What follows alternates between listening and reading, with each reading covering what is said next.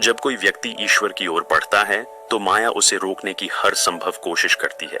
वह उसे भौतिक सुखों में लुभाने की कोशिश करती है, उसे भय दिखाती है, उसे शंकाओं से भर देती है। कई बार साधक को ऐसा लगता है कि ईश्वर केवल एक कल्पना है और यह संसार ही सत्य है। यही वह समय होता है जब आत्मा की सबसे कठिन परीक्षा होती है। योगानंद जी समझाते हैं कि इस परीक्षा में केवल वही पास हो सकता है जो अडिग श्रद्धा और भक्ति के साथ अपने मार्ग पर बना रहता है। जो व्यक्ति हर कठिनाई में भी ईश्वर को नहीं भूलता, जो अपनी साधना और ध्यान में निरंतर लगा रहता है, वही धीरे धीरे माया के जाल से मुक्त होने लगता है। जब माया देखती है कि यह आत्मा अब उसके झूठे आकर्षण में नहीं फंस रही, तब वह धीरे धीरे अपना प्रभाव छोड़ने लगती है। जब आत्मा इस स्तर तक पहुंचती है, तब वह संसार में रहते हुए भी संसार में नहीं होती। वह सब कुछ करती है, काम, परिवार, रिश्ते, सामाजिक जीवन, लेकिन वह कहीं भी अटकी नहीं रहती। उसे किसी चीज से न मोह होता है, न भय। वह बस एक बहती हुई धारा की तरह जीवन को जीती है और अंततः ईश्वर की ओर बढ़ती चली जाती है। यही माया का खेल है और यही आत्मा की परीक्षा।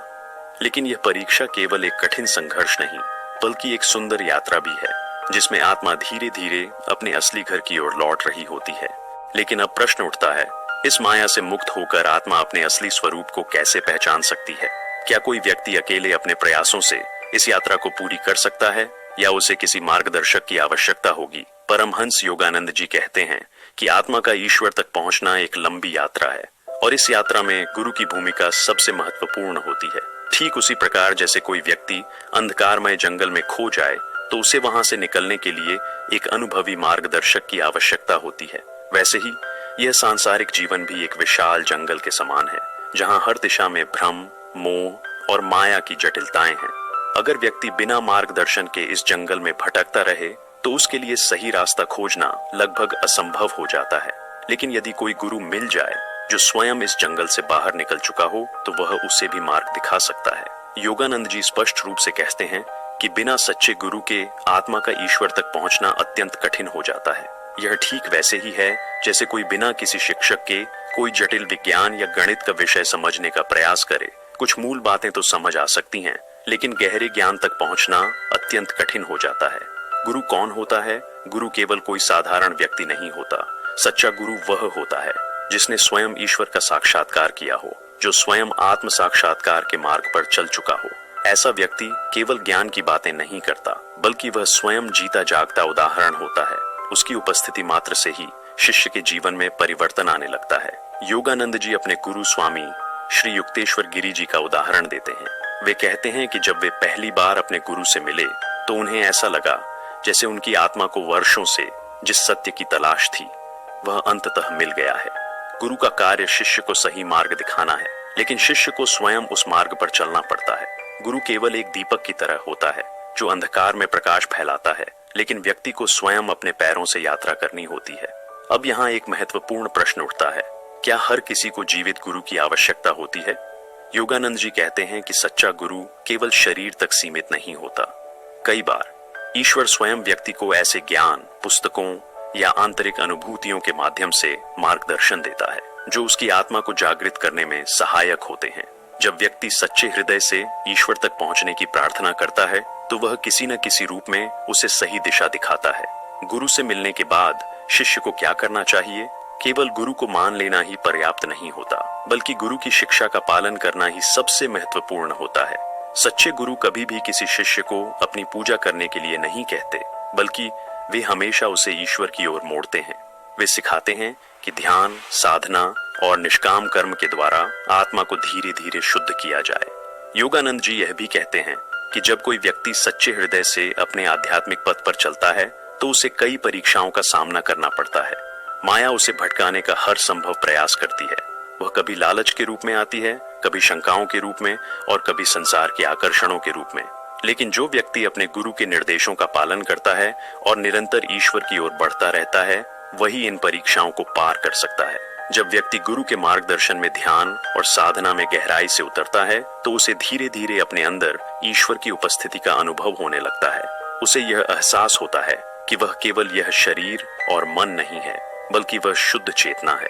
जब यह अनुभूति गहरी होती जाती है तो माया का प्रभाव कम होने लगता है और आत्मा धीरे धीरे अपने असली स्वरूप की ओर लौटने लगती है। यही आत्मा की वापसी की यात्रा है, एक यात्रा जो गुरु के मार्गदर्शन में शुरू होती है और ध्यान, भक्ति और आत्म अन्वेषण के माध्यम से पूर्ण होती है। यह यात्रा कठिन अवश्य है, लेकिन इसका फल अनमोल होता है, पूर्ण स्वतंत्रता, आनंद और ईश्वर के प्रेम में विलीन हो जाना। अब तक हमने समझा कि यह जीवन केवल माया का खेल है और आत्मा को इस भ्रम से मुक्त होकर अपने वास्तविक स्वरूप की ओर लौटना होता है। हमने यह भी जाना कि इस यात्रा में गुरु का मार्गदर्शन अत्यंत आवश्यक है, लेकिन प्रश्न उठता है कि जब शिष्य को गुरु मिल जाए तब आगे की यात्रा कैसे पूरी की जाए, आत्मा का आध्यात्मिक विकास कैसे होता है और इस यात्रा में ध्यान का क्या महत्व है। परमहंस योगानंद जी बताते हैं कि आत्मा का विकास केवल बाहरी साधनों से संभव नहीं है, यह एक आंतरिक प्रक्रिया है जो ध्यान और साधना के माध्यम से पूरी होती है। ध्यान आत्मा को अपने सत्य के करीब लाने का सबसे प्रभावशाली साधन है। उन्होंने स्वयं क्रिया योग का अभ्यास किया और सिखाया, जो एक अत्यंत शक्तिशाली ध्यान पद्धति है। यह ध्यान पद्धति व्यक्ति के अंदर छिपी आध्यात्मिक ऊर्जा को जागृत करती है और उसे उच्चतर चेतना के स्तर तक ले जाती है। योगानंद जी कहते हैं कि ध्यान का अभ्यास करना आत्मा के लिए भोजन के समान है।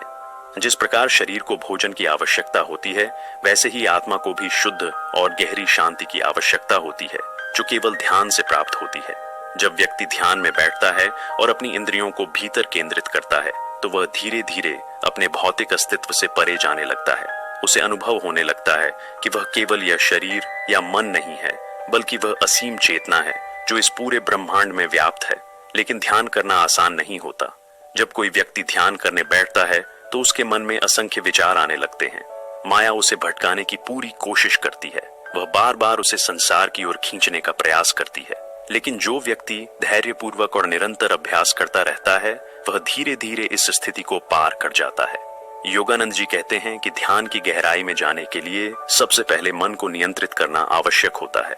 यह केवल तभी संभव है जब व्यक्ति अपने सांसारिक विकारों और इच्छाओं पर नियंत्रण प्राप्त कर ले।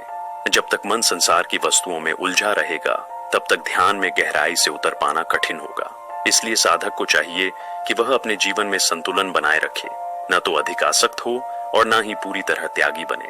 उसे संसार में रहते हुए भी आत्मिक रूप से निर्लिप्त रहना सीखना होगा। ध्यान के अभ्यास से व्यक्ति के अंदर दिव्य परिवर्तन आने लगते हैं।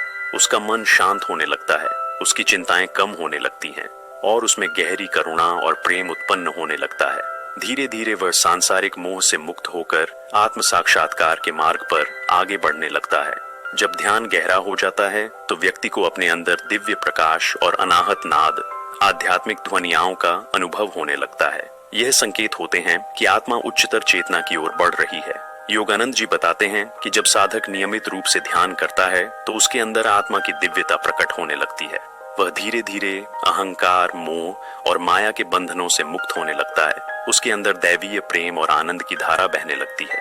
उसे संसार की कोई भी चीज स्थायी सुख नहीं दे सकती, क्योंकि वह जान जाता है कि सच्चा सुख केवल ईश्वर के सानिध्य में ही संभव है। ध्यान केवल एक साधना नहीं है, बल्कि यह ईश्वर से एक व्यक्तिगत संवाद का माध्यम है। जब व्यक्ति ध्यान में गहराई से उतरता है तो उसे महसूस होता है कि वह ईश्वर के प्रेम में पूरी तरह विलीन हो चुका है। यह अनुभव इतना दिव्य और आनंदमय होता है कि साधक को संसार की कोई भी चीज इसकी तुलना में तुच्छ लगने लगती है। यही वह स्थिति होती है जब आत्मा को अपने असली स्वरूप का आभास होता है। वह स्वयं ब्रह्म है, वह स्वयं ईश्वर का अंश